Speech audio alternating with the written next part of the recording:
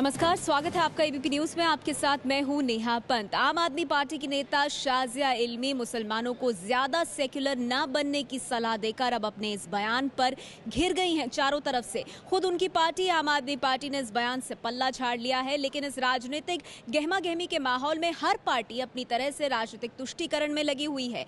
सवाल ये है कि इस राजनीति के माहौल में लोकसभा चुनाव के बीच देश के मुस्लिम समुदाय को वोट बैंक कौन बना रहा है? मुसलमानों को कम्युनल होना पड़ेगा। पहली बार मुसलमान कम्युनल नहीं है, अपनों को नहीं देता है वोट। अरविंद केजरीवाल आपके अपने हैं, हम तो कहते हैं सेक्युलर बहुत हो गया मुसलमान। क्योंकि आप कांग्रेस को जिता रहे हैं, किसी और को जो आपको नुकसान कर रही है। आप लोग कितने सेक्युलर ना हुई है, आप अपने घर का देखिए इस बार। आम आदमी पार्टी की प्रवक्ता शाजिया इल्मी के इसी बयान पर बवाल मचा हुआ है। शाजिया अपनी पार्टी का मुस्लिम चेहरा भी है, लेकिन मुंबई में जिस तरीके से उन्होंने भड़काऊ बयान दिया, उससे वो विरोधियों के निशाने पर आ गई हैं। वो मुसलमानों की परवीन तोगड़िया बनने की कोशिश ना करें। माइल्ड उन्होंने इस तरह की बात कही है, लेकिन ये सिर्फ चीज़ें आगे चलकर उसी राह पर ले जाती हैं जिस पर परवीन तोगड़िया जैसे लोग चल रहे हैं। चुनाव में किस तरह से सांप्रदायिक जहर घोलने की कोशिश हो और कोशिश की जाए, इसकी कोशिश हो रही है। चुनाव आयोग को इस बारे में नोटिस देने की जरूरत है। पार्टी ने भी शाजिया के बयान को गलत माना है, हालांकि किसी तरह की कार्रवाई की बात पार्टी ने नहीं की है। आम आदमी पार्टी में ऐसे बयान के लिए और इस तरीके के स्टेटमेंट के लिए कोई जगह नहीं है। हम इसको बिल्कुल एंडोर्स नहीं करते और हम मानते हैं ये गलत है। मेरा मानना है कि शाजिया को ऐसा नहीं कहना चाहिए, उसको ऐसा नहीं बोलना चाहिए था। शाजिया का ये विवादित वीडियो यूट्यूब पर अपलोड किया गया है। दावा किया जा रहा है कि शाजिया ने ये बयान मुंबई में दिया है। शाजिया वीडियो में कही बात को कबूल भी रही हैं, लेकिन शब्दों के अर्थ को अपने हिसाब से साबित करने में जुटी हैं। और मैंने व्यंग में कहा कि भैया सेक्युलर बहुत हो गए, कम्युनल हो जाइए, अपना सोचिए तो आप फायदा। अपने साथ बेवकूफी क्यों कर रहे हैं? क्यों आप डर में जी रहे हैं? पहले आरएसएस का डर, अब मोदी का डर। इस डर से निकलिए और अपने मफाद का सोचिए। देश में इस वक्त करीब 15 करोड़ मुस्लिम आबादी है। अब तक तुष्टीकरण की राजनीति का आरोप बीजेपी कांग्रेस पर लगता रहा है, लेकिन पहली बार आम आदमी पार्टी भी इसमें फंसती दिख रही है। तो हर पार्टी अब इस तुष्टीकरण की राजनीति के दलदल में धंसती हुई दिखाई दे रही है। सवाल ये कि मुसलमानों को वोट बैंक कौन बना रहा है, और इसी बड़े सवाल पर आज हम चर्चा करेंगे कि मुसलमानों को वोट बैंक किसने बनाया। मुसलमानों को सांप्रदायिक बनने की सलाह के पीछे आखिर क्या सोच है? जो बात शाजिया इल्मी कह रही हैं उसके मायने क्या है? और हिंदू मुस्लिम की नजर से वोटरों को देखना क्या सही है? क्या इस आधार पर जो डिवाइड, जो फूट है, क्या उस तरह की फूट चुनावी माहौल में सही है? हमारे साथ आज की इस चर्चा में आपको बता दें, खास मेहमान मौजूद हैं। आम आदमी पार्टी से हमारे साथ मौजूद हैं राहुल मेहरा जी। राहुल जी, चर्चा की शुरुआत मैं आपसे करना चाहूंगी। आप लोग तो एक बिल्कुल अलग पार्टी होने का दावा अब तक करते आए थे, लेकिन शाजिया इल्मी के इस बयान से तो ऐसा लगता है आप भी बिल्कुल बाकी पार्टियों की तरह हैं।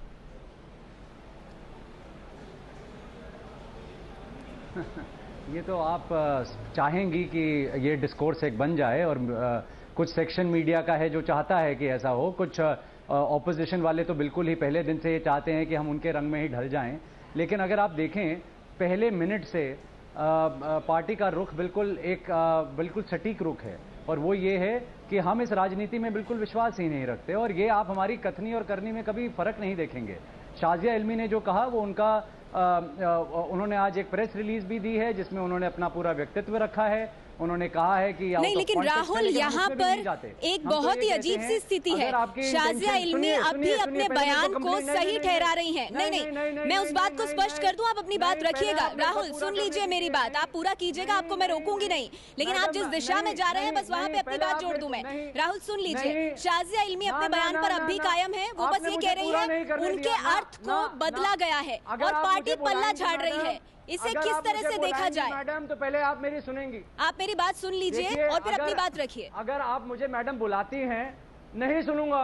आप पहले मेरी बात सुनिए। आपने मुझे बुलाया अपनी बात रखने के लिए, आपकी बात तो आप रख लीजिएगा बाद में। राहुल, ऐसा नहीं है कि मैं आपको बात रखने का मौका नहीं दे रही हूँ। नहीं राहुल, देखिए व्यक्तिगत मत होइए, मेरी बात बस सुन लीजिए आप, और उसके बाद अपनी बात रखिए आप। मैं सिर्फ इतना कह रही हूँ, आपकी पार्टी ने पल्ला झाड़ लिया इस स्टेटमेंट से, जबकि शाजिया इल्मी जो आपकी पार्टी की अहम नेता है वो अब भी अपने बयान पर कायम है। तो ये जो एक बिल्कुल फर्क दिखाई दे रहा है दोनों स्टैंड में, उसको आप कैसे जस्टिफाई करेंगे? मैडम अगर आप मुझे काटेंगी तो मैं आई एम सॉरी, मैं ऐसे आपके शो में नहीं चल सकता। अगर आप मुझे समय नहीं देंगी अपनी बात रखने का, प्रश्न के बीच में एक और प्रश्न डालेंगे, मैं आपके शो पर ही हूं, मैं कहीं भागा जा रहा हूं क्या? आप अब मेरा उत्तर ले लीजिए, आपको ना अच्छा लगे एक और प्रश्न पूछ लीजिए। मैं ये समझता हूँ कि ये स्पष्ट हो गया है। राहुल जी, अब आपने रख लिया अपनी बात, अब तो बात बता दीजिए अपनी। हाँ बोलिए। चर्चा करने का तरीका नहीं है। मैं आपको सिर्फ, आप समय खराब कर रहे हैं चर्चा का। मैं आपको सिर्फ ये कहना चाह रहा हूँ, ठीक है विजेंद्र जी, मैं आऊंगी आम आदमी पार्टी जो है वो ऐसी कि आम आदमी पार्टी जो है वो ऐसी कि आम आदमी पार्टी जो है वो ऐसी भाषा, ऐसे व्यक्तित्व और ऐसी परिभाषा जो सांप्रदायिकता की है उसमें बिल्कुल नकारती है, बिल्कुल विश्वास नहीं रखती है। मैं आपको एक बड़े मुद्दे पर लेकर जा रहा हूं। अगर आप देखें, हम पूरे भारत की एक बात करते हैं, हम भारतीय होने की एक बात करते हैं। हम हिंदू और मुसलमान को जैसे कांग्रेस और बीजेपी काटती है और बांटती है और अपनी रोटियां सेकती है, उसके ऊपर बात नहीं करते। और अगर शाजिया की बात आप देखें, हमने पार्टी ने पहले मिनट से उसको कहा है हम इसमें बिल्कुल विश्वास नहीं रखते। लेकिन मैं आगे जाकर एक और आपको सिर्फ एक टिप्पणी करना चाह रहा था, जहां आपने मुझे रोक लिया, वो ये था कि शाजिया की अगर आप बात भी देखें और उसमें अंदर घुसने की कोशिश करें, वहां आधे घंटे की बात हुई। हम पार्टी जो है वो पूरा आधा घंटा देखना चाहते हैं उस टेप में क्या है। उसके ऊपर अगर कोई जरूरत पड़ेगी हम बिल्कुल सटीक से सटीक कार्यवाही भी करके। ठीक है, चलिए रखिए आपने अपनी बात, अब मुझे आगे बढ़ना होगा। हमारे साथ कांग्रेस पार्टी से प्रियंका चतुर्वेदी जी मौजूद है। प्रियंका जी, आम आदमी पार्टी का ऑफिशियल स्टैंड ये है कि शाजिया इल्मी के बयान से वो सहमत नहीं है, लेकिन क्या इतना भर कह देना काफी है?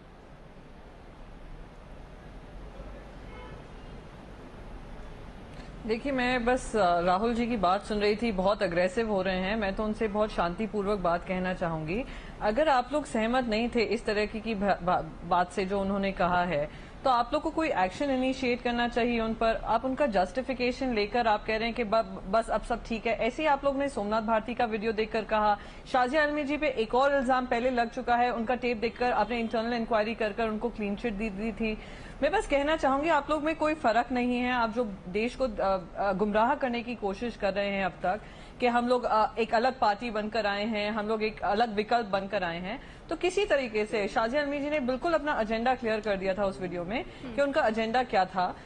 और जैसे हम कहते आए, भारतीय जनता पार्टी हिंदुओं के साथ कर रही है, आम आदमी पार्टी ने शाजिया ठीक है, आप दोनों पार्टियों को निशाने पर ले रही हैं। बीजेपी से हमारे साथ विजेंद्र गुप्ता जी मौजूद हैं। विजेंद्र जी से मैं इसका जवाब ले लेती हूं। विजेंद्र जी, सबसे पहले तो जो बात शाजिया इल्मी ने कही है कि मुसलमान बहुत ज्यादा सेक्युलर ना हो, इस बार अपने बारे में सोचे, इसे किस तरह से देखा जाए?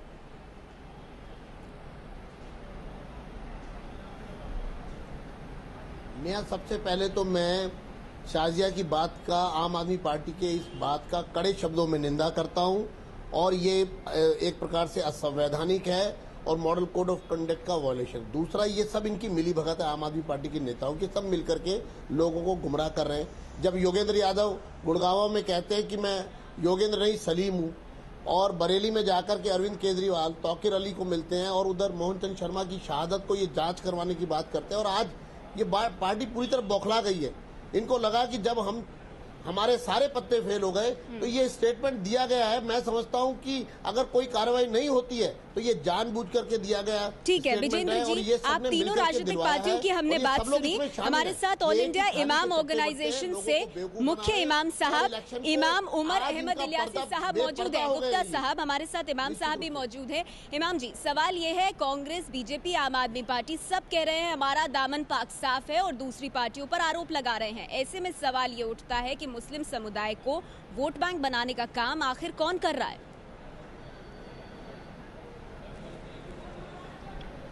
देखिए, ये इलेक्शन का वक्त है और ऐसे वक्त पर ये सोच समझकर किस तरह के बयान देने हैं, ये सोचकर देने चाहिए। पहली बात, शाजिया इल्मी ने जो जिस तरह से ये जो बयान दिया है कि मुसलमान अब सेकुलर हो जाएं, मुसलमान कब सेकुलर नहीं था, और उनको कम्युनल करने की जो बात वो उन्होंने कही है, हम उसकी पुरजोर मुखालफत करते हैं। इस तरह के बयान देने से मुल्क के अंदर आपसी भाईचारगी पर फर्क पड़ता है, नफरत पैदा होती है। राष्ट्र हित में उन्हें इस तरह की सोच होनी चाहिए कि जिससे कि सारे लोग जोड़े और आपस में मिलजुल कर और भाईचारगी की बात होनी चाहिए। ठीक है, ये बात हर बार चुनाव के वक्त आप लोग रखते हैं। एजाज इल्मी साहब हमारे साथ इस चर्चा में मौजूद है। एजाज इल्मी साहब, आपसे ही जानना चाहेंगे, शाजिया अपने बयान पर कायम है, लेकिन उन्होंने साथ ही ये भी कहा है कि उनके शब्दों का गलत अर्थ निकाला गया। बिल्कुल असंवैधानिक बयान है। कोई भी अलगाववादी बात जो कहता है उसको उसकी निंदा तो करनी पड़ती है। दूसरी बात ये सोच है आम आदमी पार्टी की, चाहे इनके शीर्ष नेता हों, कद्दावर नेता हों, जैसे प्रशांत भूषण हो, केजरीवाल, ये भ्रमित करने की राजनीति और भयभीत करने की राजनीति में माहिर हो गए हैं। ये एक तरफ भ्रमित करते हैं, लाछन लगाते हैं, हर किसी पे कीचड़ उछालते हैं, दूसरी तरफ ये मुस्लिम समुदाय को भयभीत करना चाह रहे हैं कि मोदी जी आ रहे हैं। आम आदमी पार्टी ने तो साफ कर दिया है कि उनका इस पूरे शाजिया इल्मी के बयान से कुछ लेना देना नहीं है। लेकिन मैं दूसरी बात कह रहा हूँ कि ये भ्रमित करने वाली बात होती है ना, कि मुस्लिम समुदाय को भ्रमित करने वाली बात हुई ना, या आप उनको भयभीत कर रहे हैं, डर की राजनीति कर रहे हैं। उस पूरे वीडियो में ये भी बात करी गई है कि डराने वाली बात कही गई है। अब क्यों डरे? अगर आपका अकीदा है ऊपर वाले में तो ऊपर वाले से डरिए। इस तरह की बातें करना ही ये बिल्कुल विभाजित करने वाली बातें हैं। ये वही बात है जो प्रशांत भूषण ने कही थी कि कश्मीर में जनमत संग्रह होना चाहिए था। ये विभाजन वाली राजनीति चलेगी नहीं इस देश में, क्योंकि 125 करोड़ हिंदुस्तानियों में 18 करोड़ मुसलमान। ठीक है, इसका जवाब मैं ले लेती हूँ। राहुल मेहरा साहब हमारे साथ मौजूद है। राहुल जी, इस पर क्या कहना चाहेंगे आप? देखिए, मैंने तो अपना पक्ष बिल्कुल अपनी पार्टी की तरफ से बिल्कुल साफ रखा है, चाहे वो कोई भी हो, चाहे अरविंद केजरीवाल हो, चाहे वो टॉप लीडरशिप हो, चाहे शाजिया हो, चाहे कोई और प्रवक्ता हो। जहां तक हम सब लोगों की बात है, अगर कोई भी ऐसी बात होती है जो हमारी पार्टी लाइन से बिल्कुल इत्तेफाक नहीं रखती, हम उसको इमीडिएटली बगैर किसी देरी के हम उसको एकदम नकारते हैं। जैसे कि अगर आपको याद हो, हमारे सारे के सारे, और मैं भी उस दिन चैनल से चैनल गया, जब हमारे लोगों ने रिटेलिएटरी मोड में बीजेपी के हेड क्वार्टर्स के बाहर अगर जो पथराव हुआ था उसमें जब हिस्सा लिया, तो हम लोगों ने हाथ जोड़कर पूरे देश से माफी मांगी थी। हम हिंसा में विश्वास नहीं राहुल, वो ठीक है, लेकिन देखिए यहाँ पे सवाल क्यों उठ रहा है? यहाँ पे सवाल इसीलिए उठ रहा है राहुल कि आपने उस बात को कंडेम कर दिया, आप लोगों ने किनारा कर लिया उस बयान से, लेकिन अब तक कोई कार्रवाई नहीं हुई है। और फिर उसका संदेश कैसे जा रहा है, जैसे एजाज इल्मी साहब कह रहे हैं कि ये भ्रमित करने की राजनीति है, कि आपकी पार्टी की एक अहम नेता अपने बयान पर अब भी कायम है, उनको बयान में कुछ गलत नहीं लगता, आप लोग सिर्फ उसकी निंदा करके उस बात को वहीं छोड़ देते हैं। तो लोग इसका क्या मतलब निकालें? आपने मेरी, जब मैंने अपना ओपनिंग स्टैंड रखा था, आपने उसको मेरे ख्याल से आपने उसको सुना नहीं या समझा नहीं। मैं उसको दोहराता हूं आपके माध्यम से। मैंने क्लियर कहा था कि अभी जो है हमने महाराष्ट्र का जो हमारा ऑफिस है वहां पर उनको बोला है इसके तथ्यों को आप निकालिए और हमारी डिसिप्लिनरी कमेटी में उसको भेजा जाएगा। हमारा अभी इलेक्शन का माहौल चल रहा है, सारे लोग इलेक्शन में व्यस्त हैं, लेकिन इमीडिएटली ये चीज जो है डिसिप्लिनरी कमेटी में जाएगी और वहां पर देखा जाएगा। शाजिया इल्मी ने अपना पक्ष रखा है, टेप देखा जाएगा, शाजिया इल्मी का पक्ष देखा जाएगा। आप कह रहे डिसिप्लिनरी कमेटी में मामला जाएगा, आगे जाएगा, वो ठीक है। प्रियंका जी, आपसे मैं जानना चाहूंगी, राहुल मेहरा कह रहे हैं हमारी डिसिप्लिनरी कमेटी में ये पूरा मामला जाएगा और उसको देखा जाएगा। ये जो रवैया आम आदमी पार्टी ने अपनाया है, इस पर आप क्या कहेंगी?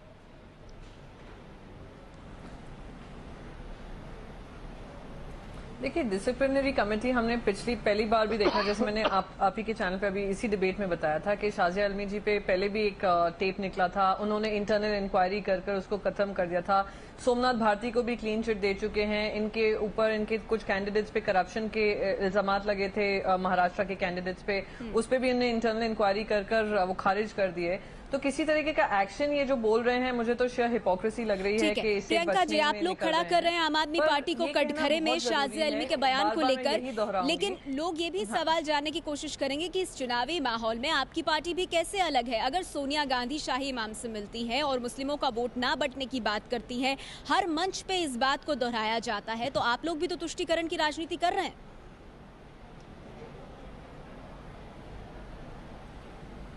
नहीं, देखिए यहाँ पे मैं दो अंतर बताना चाहूंगी। एक कोई भी रिलीजन के धर्म गुरु से मिलना किसी तरीके से हम कहेंगे एक पॉलिटिकल इन्वॉल्वमेंट होता है। इलेक्शन के समय अगर धर्म गुरुओं से मिलें, उनको अपना पक्ष पेश करें, हर पॉलिटिकल पार्टी करती है, सिर्फ हमारी पार्टी नहीं है, हर पॉलिटिकल पार्टी करती है।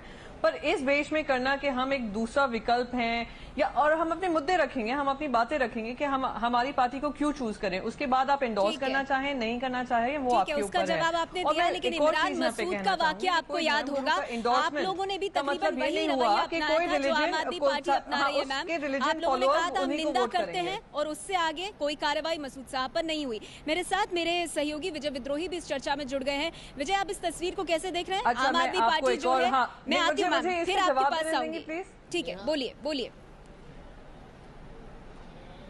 ओके ओके ओके, अब मैं जवाब दूं इसका? जी बोलिए। हाँ, इमरान मसूद जी की बात में आपने कहा, इमरान मसूद जी का कंपैरिजन किया उन्होंने। मैं बार बार हर डिबेट में यही कहती हूँ, उन्होंने कोई कमेंट किया था 6 महीने पहले, इलेक्शन के दौरान नहीं किया था, 6 महीने पहले किया था, वो उस समय किसी और पार्टी के थे, पर हमारे वाइस प्रेसिडेंट से लेकर सबने उसकी खुली निंदा की थी और कहा था। और दूसरी रही पुलिस ने, यूपी पुलिस ने भी उनको अरेस्ट किया था और उनकी बयानबाजी पे रोक लगाई थी। और अगर अब इसको कंपेयर करेंगे तो इन दोनों चीजों में कोई कंपैरिजन ही नहीं है, इक्विवेलेंस ही नहीं करना चाहिए। ठीक है, हर पार्टी यही कहेगी, आम आदमी पार्टी भी यही कहेगी कि जो शाजिया इल्मी ने कहा उसकी कोई तुलना आपकी पार्टी के किसी नेता के ऐसे विवादित बयान से नहीं की जा सकती। विजेंद्र जी, मैं आऊंगी आपके पास, लेकिन उससे पहले विजय हमारे साथ मौजूद हैं। विजय, यहाँ पर तस्वीर ये है कि आम आदमी पार्टी से राहुल मेहरा बार बार कह रहे हैं कि हमने इस बयान से किनारा कर लिया है, लेकिन सवाल यह है बयान दिया जा चुका है, उसका एक संदेश लोगों के बीच गया और चुनावी माहौल में मुस्लिमों को किस तरह से वोट बैंक के लिए इस्तेमाल किया जा रहा है, सवाल इस पे भी खड़ा होता है। देखिए, सिर्फ किनारा करने से मुझे नहीं लगता आम आदमी पार्टी जैसा जिसने बेंचमार्क सेट किया उसके हिसाब से ये ठीक होगा। ऐसे तो बीजेपी भी कह रही है गिरिराज सिंह के बयान से उन्होंने किनारा कर लिया। इमरान मसूद के लिए भी कांग्रेस ने कह दिया था, वो तो तब बात की थी जब हमारी पार्टी में ही नहीं थे। तो कम से कम आम आदमी पार्टी से तो ये उम्मीद की जाती है कि जो शाजिया इल्मी ने कहा है उसके ऊपर किनारा करने के साथ साथ कुछ और उस पर कोई एक ऐसी कार्रवाई होनी चाहिए। दरअसल हो क्या गया है कि हमारे यहाँ कुछ पार्टियों के लिए मुसलमान एक ऐसा वोटर है जिसे लुभाने के लिए हर तरह की काम करने के लिए वो पार्टियां तैयार हैं, और कुछ एक पार्टियों के लिए मुसलमान एक ऐसा वोटर है जिसके पास जाने की जरूरत नहीं क्योंकि उनको वोट नहीं देने वाला। तो कुल मिला के ये जो राजनीति की कशमकश है उसका खामियाजा मुझे लगता है। दिलचस्प बात आपने कही, आपने कहा कुछ पार्टियां ऐसी हैं जो वहां जाना नहीं चाहेंगी क्योंकि शायद वो जो समुदाय है वो उनको वोट ना दे या 2 बार सोचे उस बारे में। लेकिन विजेंद्र जी, यहाँ पे सवाल यह है कि सभी पार्टियां तकरीबन एक ही लाइन पे आगे बढ़ती हुई दिखाई दे रही है ना। अगर आपकी पार्टी की बात की जाए तो बीजेपी अध्यक्ष राजनाथ सिंह लखनऊ में तमाम मुस्लिम धर्मगुरुओं से मिले, उन्होंने बाकायदा वो फोटोग्राफ ट्वीट की। एक चुनावी माहौल में ऐसी चीजों के मायने कुछ और ही हो जाते हैं।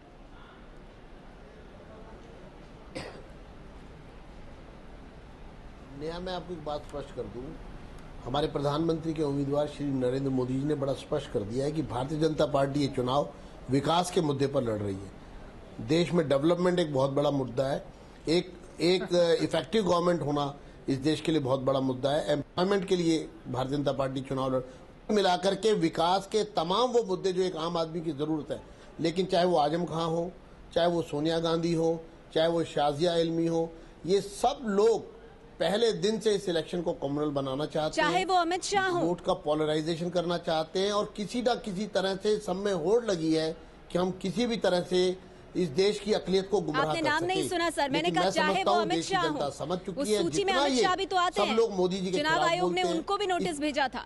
अमित शाह आते हैं, गिरिराज सिंह आते हैं, कदम आते हैं। स्पष्ट कर दूं, इलेक्शन कमीशन ने सारी बात जानने के बाद उनके ऊपर से बैन हटाया। इसका क्या अर्थ है? जबकि आजम खान के ऊपर आज भी वो बैन लगा हुआ, तो अच्छी बात है, माफी और बाकी लोगों पर जो कार्रवाई हो रही है भारतीय जनता पार्टी के, आजम खान तो माफी मांगने को तैयारी नहीं है। हमारे नेता ने बड़े स्पष्ट रूप से कह दिया है कि इलेक्शन सिर्फ विकास पर लड़ा जाएगा। भारतीय जनता पार्टी के सामने सिर्फ एक ही मुद्दा है, डेवलपमेंट। और ये जो लोग अब पूरी तरह से बौखला गए हैं, इनको लगता है कि अकलियत को गुमराह करो, अकलियत का वोट लो, इमाम साहब, सवाल ये कौन किसे गुमराह कर रहा है? तो ये अब चलने वाला नहीं है कहीं ना कहीं, क्योंकि कल मदनी साहब ने भी बड़े साफ रूप से कहा, राजनीति कर रहे मदनी हैं, साहब ने जो बोला है कल, नजर जो है वो मुस्लिम समुदाय पर जरूर है, सभी पार्टियों की। इमाम साहब से मैं जवाब लेना चाहूंगी। इमाम साहब, बिल्कुल ठीक बात है। मैं इस पे यह कहना चाहता हूं कि एक तो मजहब की वोट की जो राजनीति है ये अच्छी नहीं है देश के लिए। हमें इस वक्त पर इन चीजों पर ध्यान देना चाहिए कि राष्ट्र हित में कोई काम होना चाहिए, विकास की बात होनी चाहिए। आपस में इस तरह की बात का होना दुख की बात है। मुसलमान या हिंदू किसी तरह की भी इस तरह की जो बात है वोट की, ये मुनासिब बात नहीं है। और हमने जिस तरह से साजिया इल्मी ने जो ये कहा है, वो मुस्लिम, पहली बात तो वो मुस्लिम नेता ने, मुस्लिम लीडर नहीं है, और उन्होंने जिस तरह की मुसलमानों को नसीहत दी है, ये बहुत अफसोस की बात है। उन्हें इस तरह की, ठीक है, इस पर आम आदमी पार्टी का मैं पक्ष लूंगी। अपनी और एजाज इल्मी साहब, आपसे मैं जानना चाहूंगी कि अगर हर पार्टी अपने अपने तरीके से तुष्टीकरण की राजनीति कर रही है, तो फिर इसमें आम आदमी पार्टी को ही अलग क्यों किया जाए? तुष्टीकरण अगर वाकई में होता तो मुस्लिम समुदाय का जो हाल है वो ऐसा होता नहीं। मैं दूसरी बात कहना चाह रहा हूँ कि हर वक्त आप सुहावने और लुभाने वाले सपने दिखाते हैं मुस्लिम समुदाय को, उनको अलग रख के कि हम आपके लिए अलग स्कूल बनाएंगे, अलग चीज़ करेंगे, वो सपने पूरे होते नहीं हैं, उसका राजनीतिक इस्तेमाल कर लिया जाता है। ये पहली बार भारतीय जनता पार्टी कर रही है कि हम 125 करोड़ हिंदुस्तानियों की बात कर रहे हैं, इनको हर किसी को बिना भेदभाव की राजनीति के, बिना द्वेष के समान अवसर दिया जाएगा। तो ये बात जो सो कॉल सेकुलर पार्टीज़ हैं, जो अपने आप को सेकुलरिज्म की बात ज़्यादा कहती हैं, उनको ये बात वो ऐसा नहीं कर रही हैं। ठीक है, मुझे आपको रोकना पड़ेगा सर, वक्त मेरे पास कम है, लेकिन इसका जवाब मैं लेना चाहूंगी जो बात आपने कही है। राहुल, यहाँ पे सवाल ये है कि शाजिया आपकी पार्टी का अहम मुस्लिम चेहरा है, और ऐसे में जिस तरह का बयान उन्होंने दिया है, आपको लगता है इसके बाद पहली बार आपकी पार्टी मुश्किल में है, क्योंकि अब आप भी तुष्टीकरण की राजनीति में फंसते दिखाई दे रहे हैं? देखिए, आपने तो हर कदम कदम पर अग्नि परीक्षा से गुजरी है और अग्नि परीक्षा में सफल हुई है। ये एक और अग्नि परीक्षा है, और मुझे पूरी अपने पार्टी में पूरा विश्वास है, पूरी आस्था है और पूरा यकीन है कि इसमें से भी हम बिल्कुल अच्छी तरह निकलेंगे। एक चीज़ कहना चाहता हूँ, बीजेपी के प्रवक्ता जो अभी कह रहे थे और इल्मी साहब भी कह रहे थे, देखिए, मुजफ्फरनगर में उन एमएलएस को एमपी की टिकट किसने दी जो वहाँ बांट रहे थे हिंदू और मुस्लिम को और वोट बैंक को? तो कहना बहुत आसान है, और आप लोग तो वहां पर प्राइजेस देते हैं, हम तो तब भी डिसिप्लिनरी एक्शन करने की बात करते हैं। आप मुस्कुरा रहे हैं। कांग्रेस प्रवक्ता कहती हैं, कांग्रेस, एक सेकंड, आप मुझे हमेशा काट देते हैं मैडम, हमेशा बीजेपी और कांग्रेस को आप बोलने देते हैं, मुझे काट देते हैं। नहीं राहुल जी, आप व्यक्तिगत ना हो, मैं बिल्कुल काट नहीं रही हूँ आपको, आपकी बात का जवाब ले रही हूँ। अभी तक मैडम आप काट रही हैं, आप काट रही हैं। करप्शन की आप बात करते हो।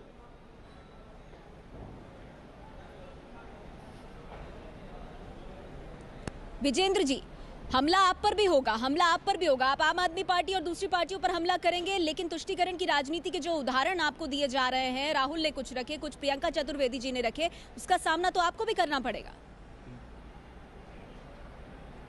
राहुल की बात में कोई दम नहीं है, कोई दम नहीं है।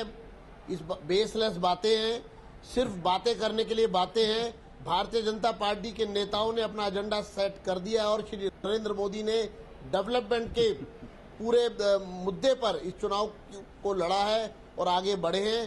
भारतीय जनता पार्टी को छोड़कर एक भी पार्टी ने डेवलपमेंट की बात नहीं की है। नहीं, आप डेवलपमेंट की बात कर रहे हैं, लेकिन साथ ही साथ तुष्टीकरण भी तो हो रहा है। कभी अमित शाह का बयान, कभी गिरिराज सिंह का बयान, जिसको सुप्रीम कोर्ट ने भी, क्या है, इससे भी तो कोई ना कोई मैसेज जाता है। प्रियंका जी, तुष्टीकरण नहीं किया है, और आज देश की अकलियत भारतीय जनता पार्टी पर विश्वास कर रही है। प्रियंका जी, हर पार्टी अपने आप को पाक साफ बता रही है, आप भी वही कर रहे हैं, आप भी वही कर रहे हैं, बीजेपी भी वही कर रही है, आम आदमी पार्टी भी वही कर रही है, कांग्रेस पार्टी भी वही कर रही है।